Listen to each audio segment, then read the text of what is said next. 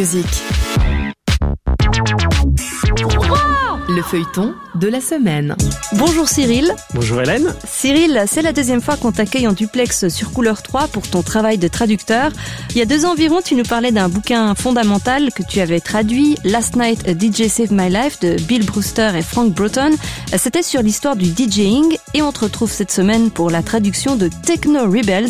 Alors comment est-ce que tu en es venu à traduire ce livre ? Alors il y a une histoire très amusante par rapport au projet éditorial, c'est-à-dire que moi je m'intéresse à la techno à titre personnel depuis très longtemps et spécifiquement à la techno de Détroit qui est un courant très particulier et dont on peut dire qu'il est vraiment à l'origine de tout ce qu'on appelle la techno aujourd'hui qui est beaucoup plus général. Et Techno Rebels, c'est le seul bouquin, à ma connaissance, consacré exclusivement à la techno de Détroit. Il y a beaucoup de publications consacrées aux musiques électroniques qui parlent de la techno de Détroit. Mais l'ouvrage de Dan Sicko, qu'on a sous-titré Les pionniers de la techno de Détroit, c'est vraiment le seul qui s'intéresse exclusivement à ces musiciens-là. Et donc, il a quand même une vingtaine d'années pour la première édition. C'est évidemment la deuxième réactualisée qu'on vient de publier chez Alia. Et moi, je voulais monter le projet éditorial parce qu'en discutant avec des journalistes de la presse musicale en France, ça apparaissait un manque dans l'offre éditoriale qu'on peut avoir en librairie. Et j'avais commencé à monter le projet éditorial avec une autre maison d'édition, pour être tout à fait honnête. Et on m'a dit, non, c'est pas possible. C'est Alia qui a acheté les droits. Et comme j'avais repéré quelques toutes petites erreurs factuelles dans le bouquin, mais parce que je connais ça par cœur, donc moi je suis du genre à corriger la référence du disque si c'était 0,05 en vrai sur le macaron du vinyle et qu'en fait c'était 0,5, je le signale. Je m'étais permis d'échanger avec Alia en leur disant, écoutez, je suis au courant que vous avez publié Techno Rebels. Moi j'avais repéré quelques petits détails comme ça qui méritaient d'être corrigés. C'est cadeau, ça me fait plaisir. Et en fait, de fil en aiguille, on est arrivé à échanger. Ils m'ont proposé de traduire le livre. Donc finalement, moi, j'ai pu me consacrer à ce bouquin qui me tenait à cœur sur la techno de Détroit. Il est signé en anglais par Dan Sicko. Qui c'est ce Dan Sicko ? Alors Dan Sicko, c'est un habitant de Détroit tout simplement qui est malheureusement décédé, donc on n'aura pas l'occasion de discuter avec lui, de l'interviewer à l'occasion de la sortie française de son ouvrage. C'est un fan de musique, il travaillait essentiellement comme agent de publicité. En fait, il était directeur d'une agence, si je dis pas de bêtises, et à côté de ça, il publiait des articles consacrés à la techno dans des revues que je connaissais pas, j'avoue, genre Herb, dont j'avais pas entendu parler à titre personnel. Il a signé donc plusieurs articles dans plusieurs revues, peut-être même quelques fanzines aux États-Unis. Et au bout d'un moment, il est apparu comme une évidence qu'il fallait pas se contenter de publier ces articles par-ci par-là, mais d'en faire un livre pour rendre hommage et justice, parce que c'est vraiment un enjeu de ce livre, aux pionniers de la techno de Détroit. It started out with just simple with 909 or 808, 727, learning how to program drums. So part of this creation of techno was the need and the want of more music that people could dance to. Couleur. Kevin Sanderson, The Groove That Won't Stop. On poursuit notre discussion avec Cyril Rivalan autour de la traduction du bouquin Techno Rebels écrit par Dan Sicko en 1999. Le feuilleton de la semaine. Le livre, il a été écrit en 99, c'est-à-dire il y a 20 ans. Est-ce qu'on peut dire où en était la techno à ce moment-là, en 99 ? Alors en 99, elle a quand même globalement explosé par rapport au tout début, puisque les premiers titres musiciens, événements relatés par Dan Sicko dans Techno Rebels, on est quand même au milieu des années 80. Donc là, se sont écoulés 15 ans, il s'est passé plein de choses. On n'est pas encore au summum de l'explosion de la techno. Si on va très loin, ça va paraître exagéré aux oreilles de beaucoup, mais ce qu'on appelle aujourd'hui l'EDM, l'Electronic Dance Music, on va parler des productions de David Guetta, Black Eyed Peas, ce genre de choses. Ça n'aurait jamais eu lieu s'il n'y avait pas eu la techno avant, et c'est vrai que aujourd'hui, aux États-Unis, tout ce qui est musiques électroniques comme produit dérivé de la techno d'origine, c'est un peu actuellement qu'on est au summum. Mais en 99, on est quand même déjà à une période où la techno s'est bien fait connaître, surtout à Détroit. Et j'aimerais raconter une anecdote qui en dit long, qui explique aussi pourquoi Dan Sicko a voulu rédiger ce livre, pour rendre justice, comme je le disais il y a quelques instants, aux musiciens. Alors l'histoire, elle est relatée dans un autre ouvrage de Michele Angelo Matos qui s'appelle The Underground is Massive, qui est pas disponible en langue française, mais elle est extrêmement édifiante sur la situation des musiciens de Détroit. C'est un DJ écossais qui s'appelle JD Twitch, qui était très connu dans les raves en Angleterre, enfin au Royaume-Uni, au tout début des années 90. Là, je crois que l'anecdote se déroule en 1992. Donc c'est quand même avant 1999, comme on l'évoquait. Et il se retrouve à aller mixer à Détroit. Et donc, qu'est-ce qu'il fait en 1992 ? Il mixe ses disques de DJ, de techno, et il mixe de la techno de Détroit. Et là, il se passe ce truc absolument ahurissant, c'est que le public est venu le voir en lui demandant « C'est génial, ta musique, elle vient d'où ?» Il s'est rendu compte que le public des soirées techno de Détroit, là où il était allé, donc en 1992, ne connaissait pas les musiciens du cru. C'est quand assez même incroyable. Ahurissant. Est-ce qu'on peut reposer juste le contexte de la naissance de la techno ? La techno telle que la présente Dan Sicko, c'est l'évolution de deux courants, on va dire l'électro et l'italo-disco. C'est un peu réducteur, ça va pas être assez précis de présenter les choses comme ça. Donc l'Italo Disco, c'est une évolution du disco dans les années 80, et il y a certains titres majeurs qui cartonnaient vraiment dans les soirées étudiantes, les soirées où on dansait à Détroit. Dans le même temps, l'électro, mais là je vais évoquer un morceau culte qui est Don't Stop Planet Rock d'Africa Bambaataa and the Soul Sonic Force. C'est un peu la réunion de ces deux sons-là. Qui va influencer, c'est pas du tout le son que ça va donner, mais c'est ces deux courants musicaux-là qui vont influencer les premiers musiciens à faire ce qu'on appelle aujourd'hui la techno. Enfin, quand je dis aujourd'hui, c'était déjà le cas évidemment en 99, mais au milieu des années 80, c'est évidemment pas évident. Et dans le même temps, il y avait un groupe qui s'appelait A Number of Names, qui était très protéiforme. Donc A Number of Names, c'est un certain nombre de noms. C'est parce qu'en fait, ils étaient tellement nombreux, ils avaient pas trouvé de nom pour leur groupe. C'est lors d'un passage à la radio, dans l'émission de Charles Johnson, plus connu sous le nom de The Electrifying Mojo, qui se sont retrouvés à se surnommer ainsi un morceau qui s'appelle Charivari. Et donc ces deux morceaux-là ont vraiment été fondateurs du mouvement. C'est à partir de là qu'il se passe quelque chose. Et quand je dis qu'il se passe quelque chose, c'est un mouvement musical, la techno, qui se distingue à ce moment-là de la house de Chicago, qui prédatait. Donc il y avait déjà à Chicago de la house music qui était produite un peu dans les mêmes conditions.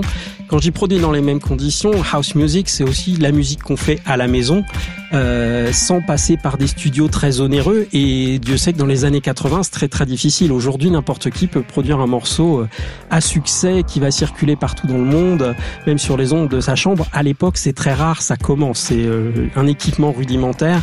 Et des musiciens qui, la plupart du temps, quand ils enregistrent ces disques-là, n'ont aucune compétence musicale. Ils n'ont pas forcément, aucune. Ils n'ont pas forcément de suivi de cours de solfège. Ils savent pas forcément jouer d'un instrument. Ils bricolent avec les boîtes à rythme et les synthés. Donc, il y avait déjà la house à Chicago. Et là, avec les morceaux que j'évoquais, ce qui se passe à partir de ce moment-là, c'est que les musiciens comme Derrick May, Kevin Saunderson et Juan Atkins, que j'évoquais il y a quelques instants, ils se démarquent un tout petit peu déjà avec moins de voix. C'est les premiers disques de techno, il y a quasiment pas de voix, ou en tout cas pas de chant. C'est plutôt comme ça qu'il faudrait présenter la chose. C'est pas des morceaux sur lesquels on entend des gens chanter. Il y en aura très vite sur les morceaux de Kevin Saunderson avec son groupe Inner City, mais chez Juan Atkins, chez Derrick May, on n'est plus du tout dans le même registre. En plus, que je qualifierais de joyeux pour la house music, parce que c'est une musique qui est très entraînante, etc. Sur la techno de Détroit, quand on la cantonne vraiment à cette géographie-là, l'une des caractéristiques les plus marquantes, c'est une mélancolie dans le son qui reflète un peu l'état de délabrement de la ville. Est-ce que Mozart aurait fait ça si elle l'avait eu sous la main voilà, des TB 303, des TR 808, des séquenceurs et compagnie? Franchement, personne ne peut le dire. Ici, c'était Derrick May avec un très grand classique de la techno, Strings of Life. C'était en 1987. Demain, on retrouve Cyril Rivalon pour nous raconter la vie et l'histoire des pionniers de la techno. Pony Music. Le feuilleton de la semaine. Exactement, feuilleton qui nous emmène jusqu'à Détroit dans les années 80. Qu'est-ce qui se passe à Détroit dans les années 80? Plein de choses, et notamment la création d'un mouvement musical qui va imprégner les années à venir. Ce mouvement s'appelle la techno. La techno, elle est précisée, expliquée dans un bouquin qui s'appelle Techno Rebels, qui a été écrit en 1999 par Dan Sicko. Techno Rebels, les pionniers de la techno de Détroit, a été traduit par Cyril Rivalon, qui est notre invité cette semaine par Duplex depuis notre studio de Paris. Ce bouquin est sorti aux éditions Alia. J'ai demandé posé à Cyril Rivalan pourquoi précisément c'était Détroit qui était le lieu de naissance de la disco, j'allais dire, la techno. Alors Dan Sicko va l'expliquer beaucoup mieux que moi dans son livre parce que ça se fait pas en 2 lignes ni en 1 minute. C'est une confluence de facteurs. Donc il y a un aspect géographique pour lui.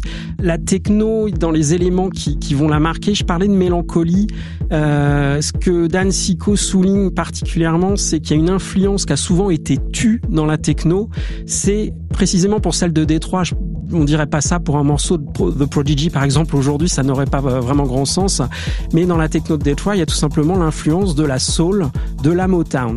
Parce que Motown, donc c'était ce grand label de funk soul de Détroit, animé par Berry Gordy, avec des musiciens fabuleux. Il y a eu plein de chanteurs et de musiciens extraordinaires, de compositeurs qui ont travaillé là. Et donc ça a été quelque chose d'extrêmement important dans l'histoire de la musique au niveau mondial. Ça a été une influence majeure auprès de plein de musiciens. Et il reste des éléments de cette soul-là, de la Motown, dans la techno de Détroit, tout simplement, parce que ça a été l'éducation musicale des premiers musiciens et producteurs de techno. Et par ailleurs, Détroit, c'est aussi la Motor City, la ville de la voiture. C'est là qu'étaient installées notamment les usines de Ford, de voitures. L'industrie automobile, c'est vraiment ce qui faisait tourner la ville de Détroit. Il y a aussi la General Motors, dont le siège social est encore à Détroit aujourd'hui, si je ne m'abuse, alors que toutes les autres industries automobiles en sont parties. Et ça a joué aussi, moi je me souviens qu'il y a longtemps, ça c'est pas dans le bouquin de Dan Sicko, mais on disait que quelque part les rythmes répétitifs de la techno, c'était aussi une évocation de la chaîne de production des voitures. Look at it, man. Can't you feel it? Can't you see it? I mean, look at these arches. They've been broken off, totally destroyed. You know? At one time, where we're standing was air. People were dancing, singing in this place at one time. This was amazing. Galaxy to Galaxy, ambiance techno pour notre feuilleton de la semaine. Le titre s'appelait Jupiter Jazz. On continue de s'entretenir avec Cyril Rivalan, grand amateur de musique électronique. Le feuilleton de la semaine. Alors, il y a toutes ces considérations autour de la techno, il y a des influences aussi littéraires. Est-ce que tu penserais, comme peut-être certains, que la techno, c'est un mouvement intellectuel ou presque philosophique ?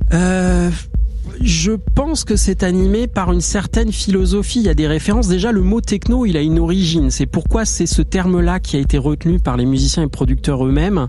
Ça sort pas de nulle part. Et il s'agit pas tant de parler de technologie, justement. Non pas que ça soit paradoxal, parce qu'il y a un vrai lien. Mais au moment où les musiciens, les premiers, donc Derrick May, Rowan Atkins, Kevin Saunderson, ils commencent à être connus. Alors la presse internationale, surtout anglaise, qui s'intéresse à eux. Puis il y a des producteurs de musique, mais surtout j'ai oublié son nom, c'est Ian Rushton peut-être, quelqu'un qui est employé par un label de disques anglais, on lui demande de sortir une compilation de la musique de Détroit qui a pas encore de nom à ce moment-là, et il se pose la question du titre sur la pochette. Il y avait une compilation qui s'appelait The House Sound of Chicago, si je dis pas de bêtises, et là ils partent un peu sur l'idée de faire The House Sound of Detroit, et puis donc le son house de Détroit, et ça prend pas trop, et les musiciens, on leur demande comment ils appellent leur musique. Il y a Derrick May qui est partisan de parler de high-tech funk. Pour lui, c'est de la funk high-tech. On revient à l'héritage un peu de la Motown pour dire que c'est l'évolution suivante, plus moderne, donc les hautes technologies. Et Rowan Atkins, lui, parle de techno et il pense à un ouvrage d'Alvin Toffler qui était célèbre à l'époque aux États-Unis, peut-être en France aussi, je ne sais pas, je sais qu'il a été publié, mais qui s'appelle La Troisième Vague. Et dans ce livre, il parle des techno-rebelles.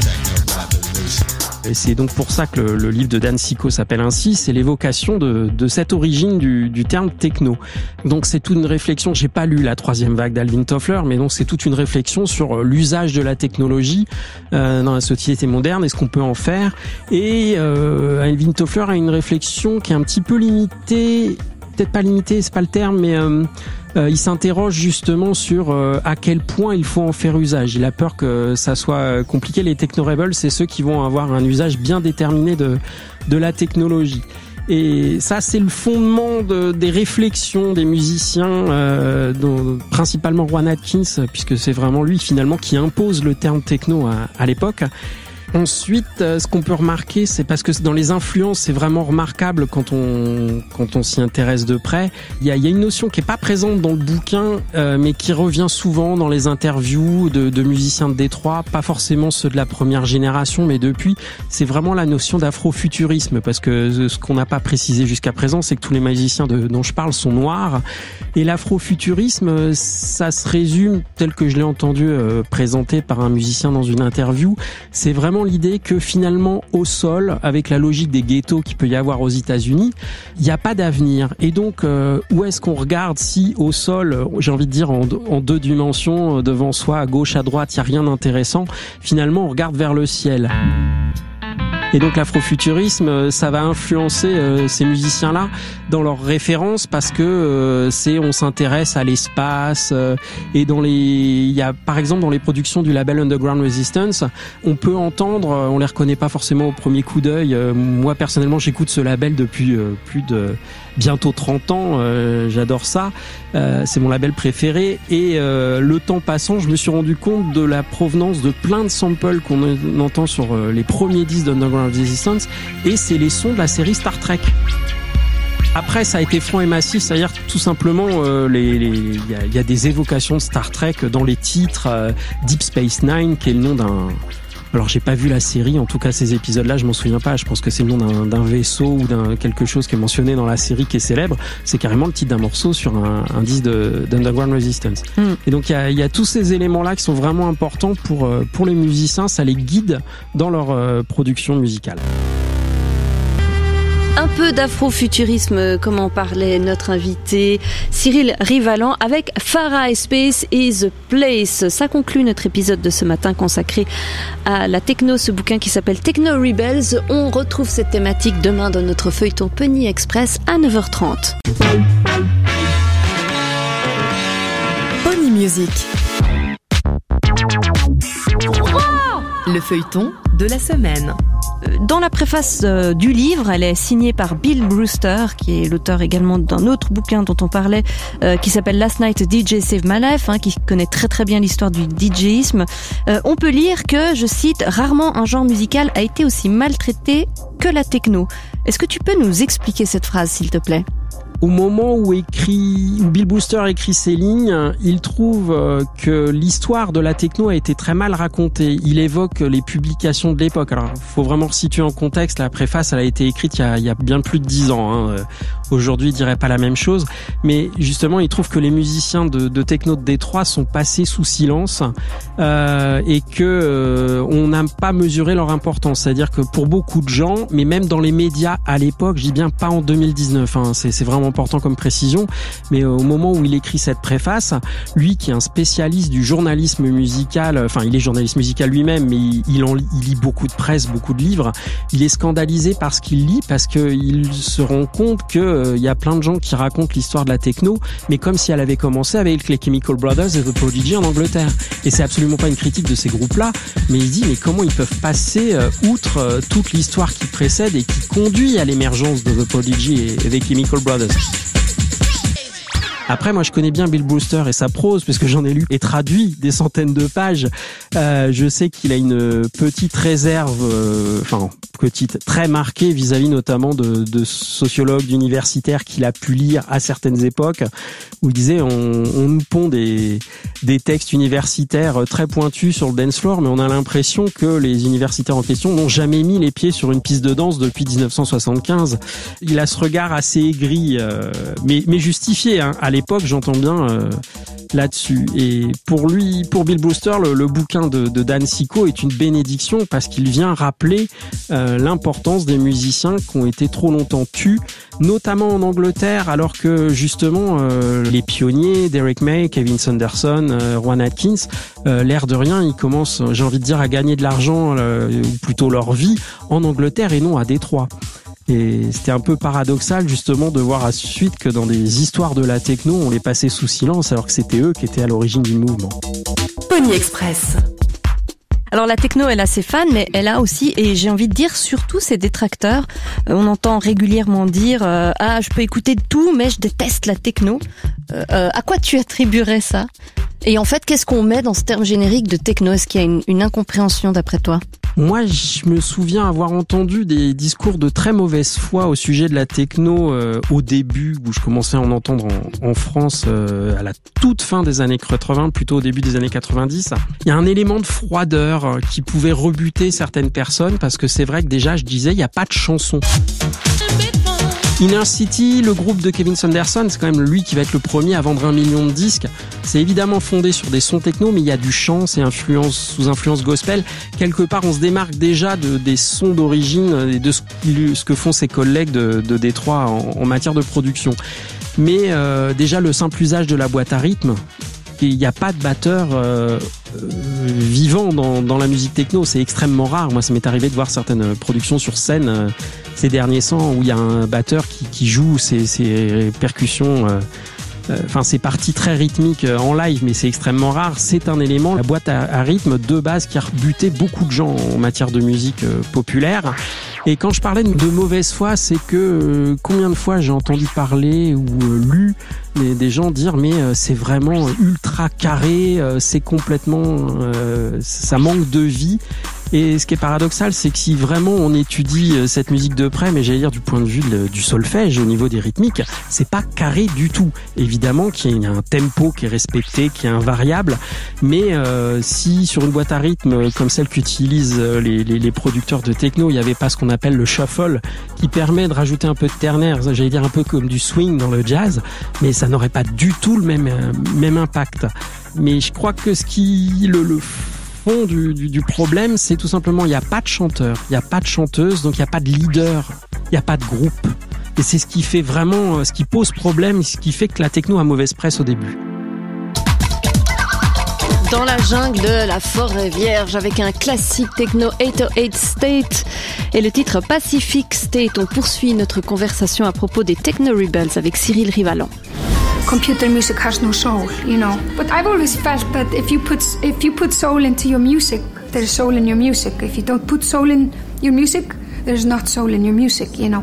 Le bouquin de Dan Sicko, il commence par un extrait d'interview de Björk. Interview dans laquelle, rapidement comme ça, elle compare les craquements des glaciers islandais qui fondent à de la techno. Elle dit c'est très techno. On est quand même très loin de la ville d'origine du genre. On est très loin de Détroit, là. Ah, c'est ce qu'il dit lui-même, juste après avoir cité Björk, justement, comme vous le dites, au tout début de son introduction. Il dit c'est un petit peu exagéré, vu que l'éloignement géographique et la situation. Mais je parlais de froideur. Moi, je trouve que justement, c'est quelque chose qui me marque dans la techno et qui me plaît. Dans les influences, j'ai pas eu l'occasion de l'évoquer jusque-là, mais une des définitions qui a été donnée de la techno à une période et qui a été très célèbre, c'est d'Eric May, le producteur, qui dit mais la techno, c'est George Clinton, donc vraiment l'archétype du funk, qui se retrouve enfermé avec un séquenceur et le groupe Kraftwerk dans un ascenseur. Pourquoi il parle de l'ascenseur, je sais toujours pas 30 ans après. Mais donc, il y a cette influence majeure sur la techno qui est Kraftwerk. Et c'est vrai que c'est une musique qui est froide, mais qui l'est volontairement. C'est pas par défaut, c'est un choix esthétique. Et moi, je trouve que justement, mon album préféré de Björk, pour faire le lien, sur le 3e album de Björk, Homogenic, qui est pour moi le plus techno, il est produit par Mark Bell. Mark Bell, c'est un producteur de techno de Sheffield, en Angleterre. Et c'est un son très particulier, qui est très froid. Mais c'est ça qui fait toute sa saveur, justement. Si on était sur un truc plus soul, ça aurait pas du tout eu le même impact. Et je pense que le rejet de la techno, pour beaucoup de gens, c'est aussi parce que c'était quelque part quelque chose de nouveau. Il y a un siècle, il y a sûrement des musiciens, je connais pas parfaitement l'histoire des musiques électroniques, il y a sûrement des musiciens qui composaient des titres ou des morceaux, justement, avec des rythmiques très carrées, etc. Mais dans la musique populaire, c'est une évolution récente et c'est quelque chose qui n'a pas encore été pleinement accepté. En tout cas, il y a 20 ans, c'était quelque chose qui était encore qui heurtait la sensibilité de plein d'oreilles. Sorti en 1997, l'album Homogenic de Björk, ici le titre Bachelorette, le tout produit justement, comme le disait Cyril Rivalan, par Mark Bell, producteur de techno. Demain, on poursuit notre entretien avec l'homme qui a traduit le bouquin qui s'appelle Techno Rebels, écrit par Dan Sicko. Le bouquin est sorti en 1999, mais il reparaît avec quelques corrections aux éditions de Détroit. Pony Music.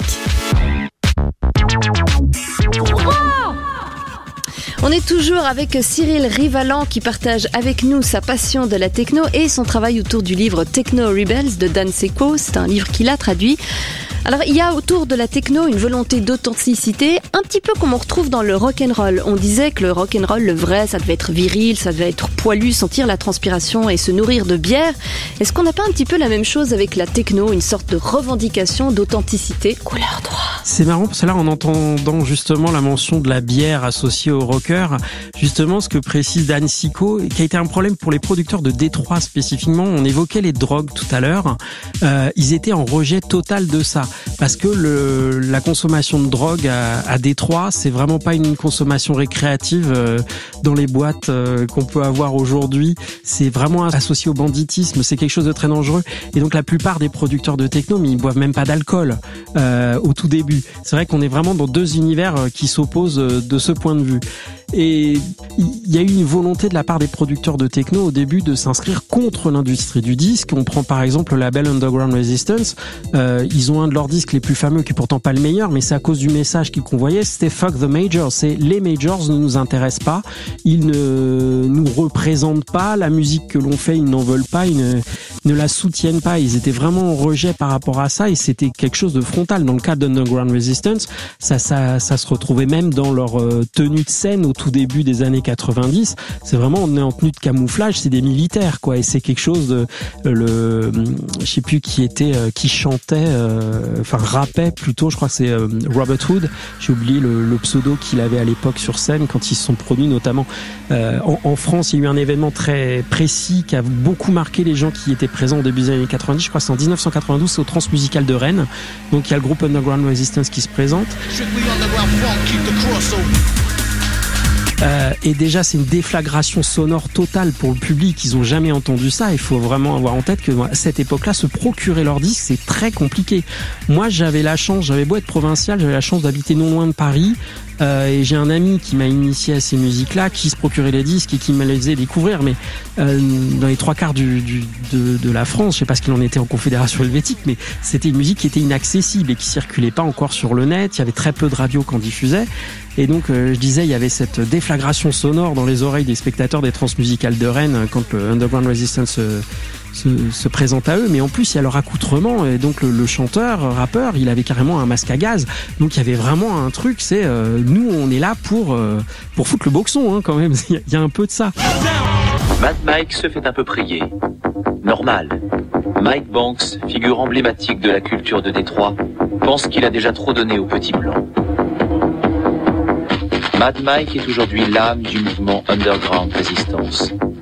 Des labels indépendants, des studios, le nécessaire pour se passer des marchands de musique. Mad Mike a choisi l'ombre, l'anonymat, l'underground. Et un message simple, la musique doit profiter à la communauté qui l'invente, pas à ceux qui la vendent. Pour Mike Banks, la techno ne restera cette musique de rupture que si elle sait se garder libre et indépendante. Au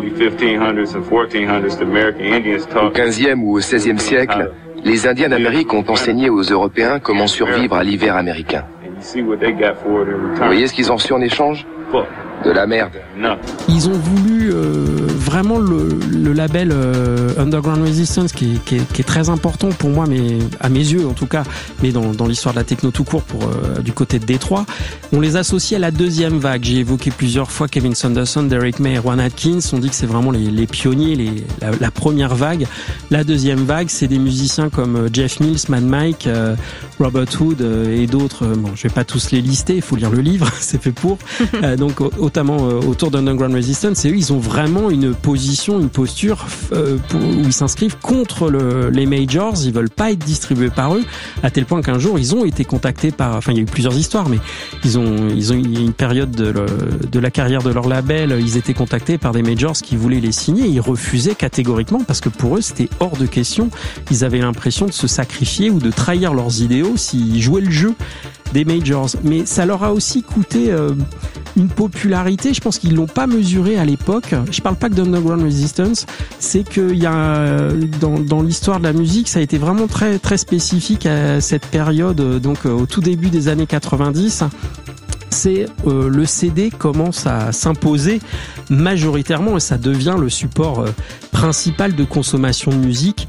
Et eux, ils résistent, ils ne jurent que par le vinyle. Pony Express sur Couleur. Alors, ça avait des très bons côtés, savoir que le son était nettement plus riche, parce qu'au début des années 90, le son des CD tel qu'on le connaît aujourd'hui, il a rien à voir. C'est un peu une technologie en balbutiement.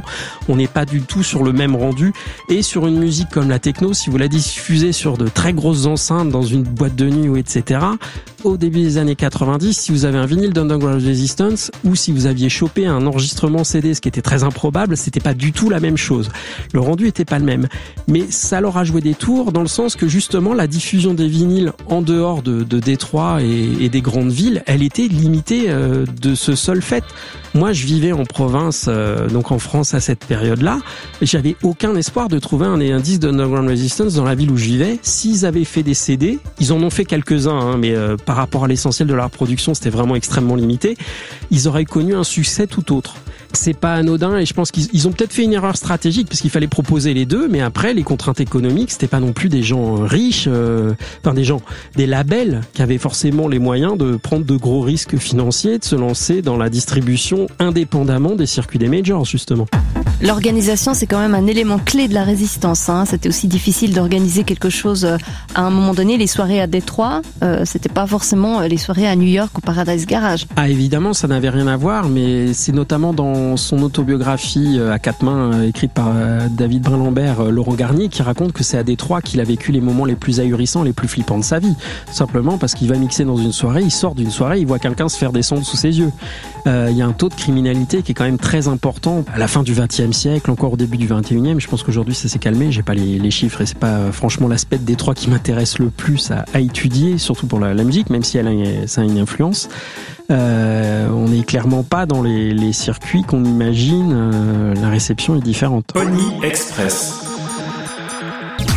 Vachement bien. Alors cette espèce de bruit comme ça, de de fruits écrasés, je pense que c'est la TB303, le générateur de basse de Roland, le son qui a créé le son de l'Acid House. Galaxy to Galaxy, un classique de la techno high-tech jazz qui conclut notre rendez-vous avec Cyril Rivalan. Demain vers 9h30 dans Pony Express, retrouvez la dernière partie de cette interview consacrée aux pionniers de la techno. Pony Music.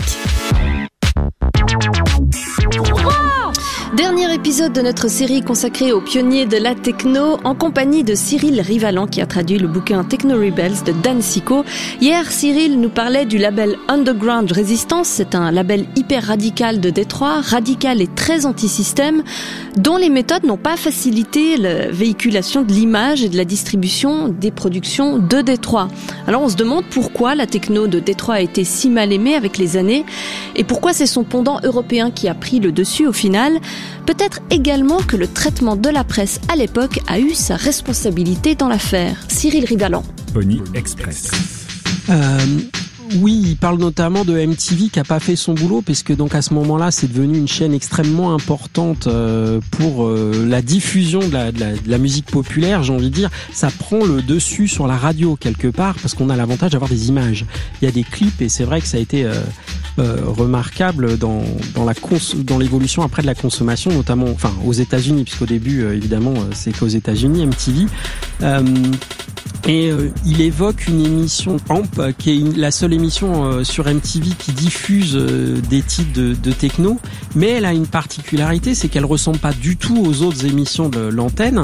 Il n'y a pas d'animateur, il n'y a pas d'annonce, donc pour le coup c'est une émission qui est assez froide. Il n'y a pas de lien établi entre les musiciens et les spectateurs via une personne à l'antenne ou des commentaires ou quoi que ce soit, et ça a desservi, je pense, la musique puisqu'on l'offrait pas dans les mêmes conditions. Et si seulement MTV à l'époque s'était donné la peine de prendre des journalistes pour les envoyer à la rencontre des musiciens, les interviewer, etc., il y aurait simplement eu ça, la musique aurait certainement eu un autre impact.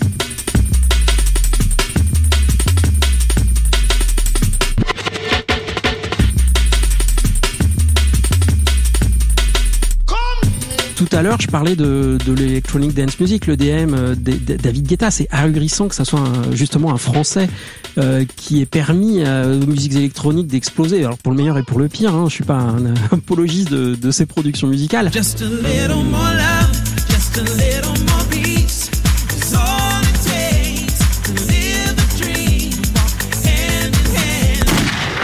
pas si longtemps après, mais précisément parce que comme c'est les États-Unis, on a l'impression qu'ils sont passés complètement à côté de cette musique-là pendant longtemps. C'est un retour de flamme assez surprenant. Le son américain de l'EDM, ce fameux Electronic Dance Music, qui est la version de la techno qui est passée des États-Unis, de Détroit jusqu'à l'Europe pour être après redigérée et refilée aux Américains qui en font leur version. Ici, c'était A$AP Rocky avec Skrillex et Birdie Nam Nam. On continue notre discussion avec notre invité. Pony Express. Les États-Unis ont reconnecté avec le succès des sons électroniques dans la deuxième partie des années 90 avec justement toute la vague Big Beat, Chemical Brothers, Fatboy Slim et Prodigy. On dit que c'est aussi parce que c'était tout à coup une vague musicale qui avait une structure qui ressemblait à des morceaux rock. Est-ce que tu es d'accord avec ça ? C'est sûr qu'au niveau des sonorités, des influences, le rock est beaucoup plus présent dans ces musiques-là que les autres. Fatboy Slim, quand il fait son énorme tube The Rockefeller Skank, c'est basé sur un sample de rock. Les Chemical Brothers se sont associés notamment Noel Gallagher du groupe Oasis pour un de leurs plus fameux titres. C'est flagrant que l'influence du rock chez eux est beaucoup plus présente. Et du coup, le rock, si on dit que c'est une musique américaine, la connexion, elle est instantanée. Là, ils s'y retrouvent beaucoup plus. Mais il y a une autre dimension de nouveau, c'est aussi que dans ces morceaux-là, que ça soit les Chemical, Fatboy Slim ou Prodigy, on n'est plus sur un format chanson. On n'est pas sur le format traditionnel, mais il y a du chant. Fatboy Slim, même s'il chante pas lui, il y a certains chanteurs où il y a des samples, mais la voix est mise en avant tout de même. Et chez Prodigy, là, on avait Keith Flint qui était le leader sur scène, bien plus en avant, paradoxalement, que Liam Howlett qui était le producteur et qui était à l'initiative du projet musical.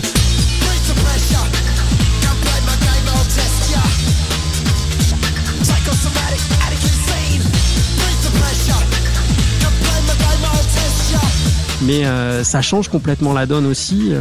Fatboy Slim, il est DJ, il se produit pas sur scène avec des musiciens. Mais c'est vrai que sur la réception de ces morceaux-là, ça joue un énorme rôle, le fait que le chant soit mis en avant pour l'essentiel des titres les plus connus, en tout cas.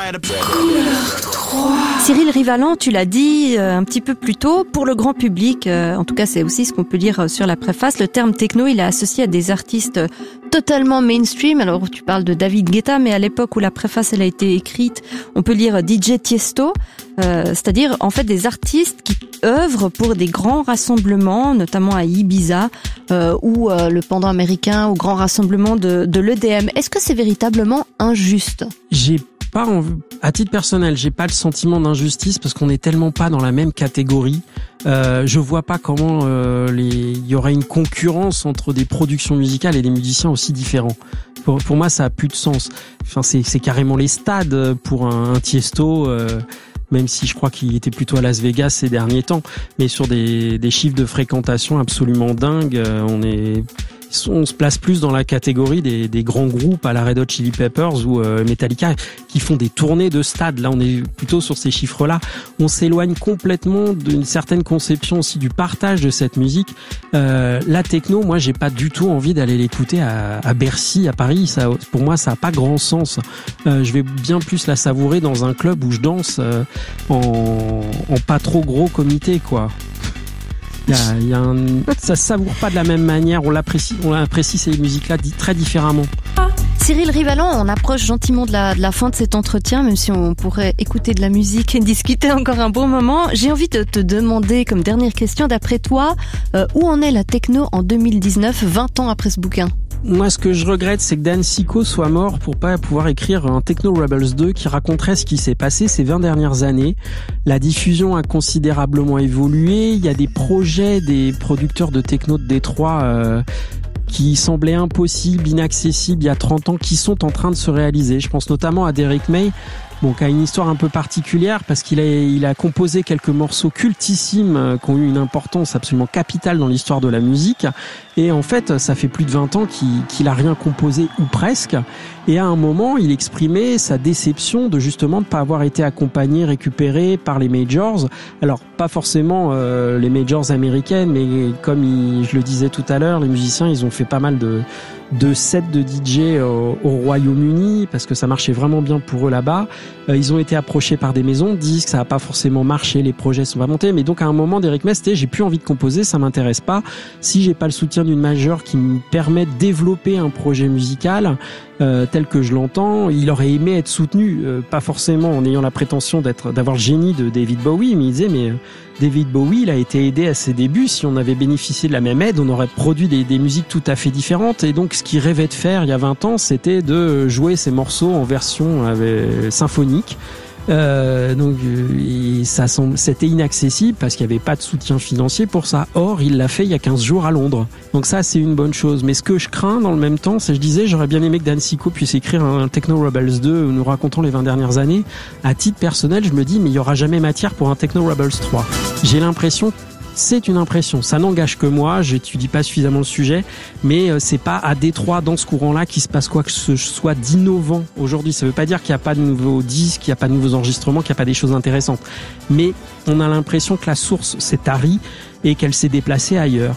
Mais la techno, elle a engendré plein de sous-genres musicaux, notamment même si ça commence à dater, la drum and bass n'aurait jamais existé sans la techno. Donc elle s'est éparpillé, ça l'empêche pas de pulluler, mais sous une forme qui est plus celle sous laquelle on l'a connue à ses origines et qui on peine à l'identifier si on n'étudie pas vraiment les ramifications aujourd'hui. Chet Bug, pour terminer ce voyage dans la techno de Détroit avec ses pionniers, je vous rappelle les références du bouquin dont on parlait toute cette semaine. C'est Dan Sicko qui l'a écrit. Le bouquin s'appelle Techno Rebels, les pionniers de la techno de Détroit. C'est sorti aux éditions Alia. Ça a été traduit par Cyril Rivalan, qui était notre invité toute cette semaine. Je vous propose, si vous avez raté les premiers épisodes et que ça vous intéresse, d'aller les retrouver sur notre application Couleur 3.